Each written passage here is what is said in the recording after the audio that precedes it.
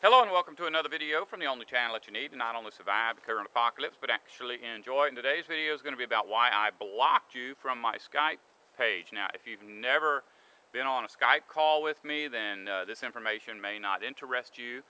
But if you want to be on a Skype call with me, then maybe this information will interest you. A lot of times, the people who are subscribed to my channel will ask me questions that I simply don't have time to answer because, you know, if you're looking at a comment box on a video and somebody's asking you the meaning of life, you know, you could be typing for days and days and days. So it's easier when I get one of these really involved questions just to send them my Skype address and say, if you really want to find out this information, send me a Skype request, we'll talk.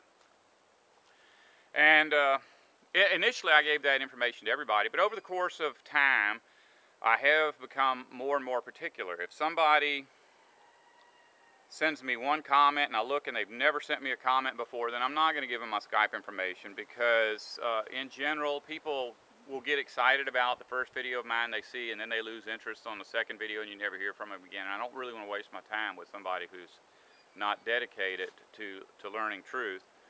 So a lot of times if you get my Skype address, it's because you have been commenting on my videos for upwards of a year.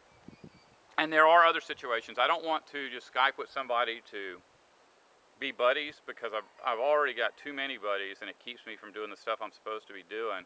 And there are other situations where I won't Skype with somebody. But for the most part, if you've been a regular subscriber for a long time and your name comes up because you leave a lot of comments or you ask a lot of questions, if you want to Skype with me, then I'll give you that information. But when I Skype with somebody, chat with somebody on Skype, I always end the conversation by telling them, if you want to Skype me again, then you may need to send me an email so that I can turn your Skype channel back on, because I don't know how this works, but I do know that a while back, maybe a year ago, I had two people I was Skyping with who became, initially they were like my greatest subscribers and I felt close to them and I wanted to talk to them. But after Skyping with them a few times, it became very obvious that the only reason that they had acted like my friend was to distract me and hinder me and try to manipulate me into believing in some stupid church doctrines or just, I don't know. I don't know why people do that kind of stuff, but they'll just want to keep you so busy you can't do anything else just to do it. So I blocked two people, and in the course of doing that, I learned that there's options. When you go on Skype and you got your list of contacts and you right-click, it gives you the option to block somebody, but it also gives you the option of removing them from the list. So I just wanted to remove people from the list so that I could find the people that I regularly Skype with. When you have 200 people on a list, it's very difficult to find the one you want. And that's what I have. Right now, I have 6 people that I Skype with. I Skype with them like once every 3 months or once a week, depending on who they are and what we're doing. And so those people need to stay up on the contact list. But people that I talk to every now and then or I haven't heard from in a long time, I'll just remove them. And a lot of why it's so confusing isn't just the numbers. You know, having 200 people in front of you is difficult enough to sort out, but I get to knowing people by their YouTube name.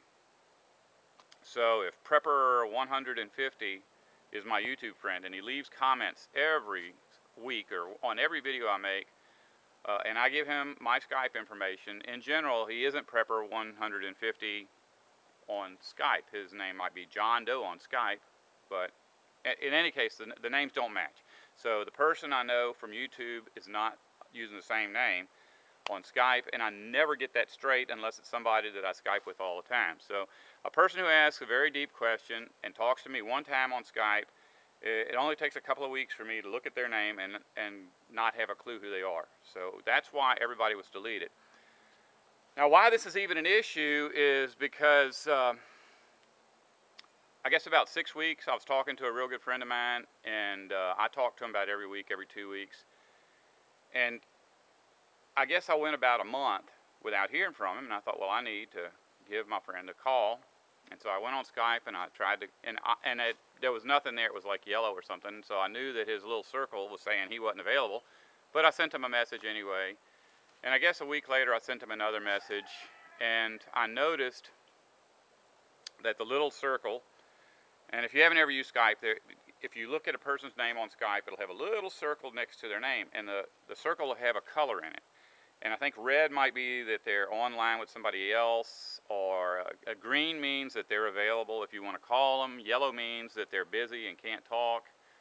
And my friend's was, I think, yellow with a question mark in it. So I asked him, how did you get a question mark in your little circle? I never heard back. Well, I did a little research and I found out that that's what happens when you get blocked. When you get blocked, that's what appears there. And in fact, when I would click on it, it would say, this person has not shared their Skype information with you. So that kind of hurt my feelings, and I'm laying in bed at night thinking about it, and I thought, I wonder if I've actually got 200 subscribers out there that think I have blocked them.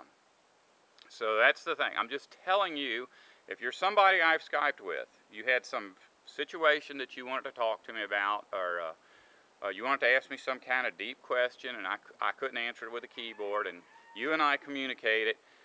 If you look up there and you see that I blocked you, I promise you that was an accident. Unless you're one of the 2 people that I have intentionally blocked since I've been doing Skype, I promise you I didn't block you. And if you're one of those 2 people, you know you were blocked and you know why you were blocked. So no apologies there.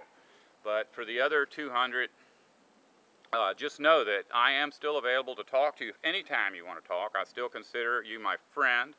And if you want to be on my regular contact list, just let me know.